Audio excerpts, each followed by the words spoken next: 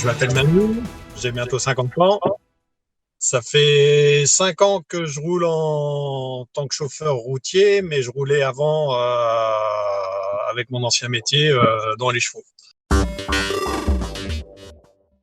En général, au niveau il y a beaucoup d'attentes pour certaines laiteries. Il y a des attentes. Je pars le matin à 6 heures du matin. Pour le lait, on va dans des laiteries.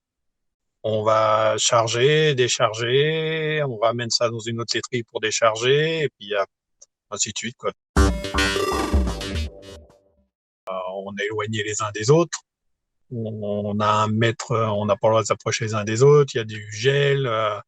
Les bureaux, pour certaines laiteries, sont à l'extérieur avec un truc de gel, un stylo qu'il faut nettoyer après chaque utilisation si on n'a pas le nôtre. Moi, je vais avec le mien. Et voilà, il y a une distanciation, tout le monde est masqué. Là, on a de la chance parce que là, dans les laiteries, on a comment ça s'appelle, pour certaines, toutes les douches et toutes les toilettes sont ouvertes aux chauffeurs. Je suis tombé dans une où les toilettes étaient fermées pour les chauffeurs. Par contre, ils avaient installé des toilettes de chantier pour les chauffeurs exprès. On n'est pas lâché, quoi. On nous dit pas démerdez-vous. Je suis tombé sur un routier que je faisais où je m'arrêtais quand j'étais en bâché, qui est sur la route d'Orléans. Il a ouvert son restaurant avec repas chaud servi, je crois, mais on peut aller prendre de la douche, prendre un café en gardant les distances. Et lui, pareil aussi, il a mis à disposition ses douches, mais par contre, c'est aux routiers une fois qu'ils ont utilisé la douche, de prendre un pchit et puis de tout désinfecter après leur passage. De ce que j'ai entendu, il n'y a rien qui a vraiment changé.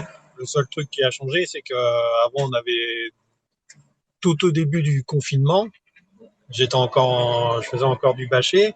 Je me suis arrêté dans une entreprise, pas du confinement, du coronavirus. Je me suis arrêté dans une entreprise où on n'avait plus accès à rien du tout. Et je crois qu'il y a des entreprises où c'est comme ça, où ils ont accès à rien. Les chauffeurs n'ont droit à rien du tout. Je trouve que c'est un peu dégueulasse et prendre vraiment les chauffeurs pour des chiens. C'est un peu, on emmène le matos dont ils ont besoin et puis en contrepartie, on a le droit. C'est à peine déjà si on a un bon jour des fois. Là, dans le lait, je trouve que les gens sont assez souriants à la réception, donc. Mais il n'y a pas de, tout est, pour l'instant, de ce que j'ai vu, tout est ouvert au niveau des laiteries pour les chauffeurs, quoi. Ce qui se passe, c'est que moi, quand je rentre à la maison, on s'embrasse pas, on dit rien. Je vais direct à la douche, mon sac avec tous mes fringues dedans, et c'est tout dans la machine à laver, ma douche d'abord avant d'avoir un contact avec ma femme, et même avec mes chiens. Donc, puis après, une fois que c'est tout propre, tout lavé, c'est où on peut se dire bonjour. Puis même moi, même moi, je descends du camion. Quand je descends du camion, même si je vais dans des toilettes que je sais qu'elles sont propres, j'ai mes lingettes désinfectantes et tout, quoi. Je voudrais remercier, parce que ma femme m'a montré sur Facebook plein de gens qui ont ouvert leurs portes pour pouvoir prendre des douches, même manger s'ils voulaient. Donc ça, c'est vachement sympa. Et puis, bah, je croise les doigts pour que ça aille mieux et que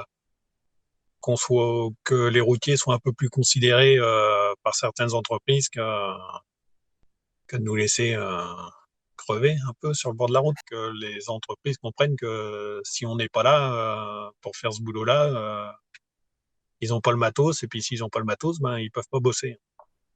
Et que les chauffeurs qui le font encore, qui sont encore en train de bosser, ils le font parce qu'il faut bien gagner sa vie, mais c'est aussi pour sauver leur entreprise, parce qu'une entreprise qui tourne pas, quand c'est des petites entreprises, l'entreprise qui tourne pas, ça peut être une entreprise qui coule après.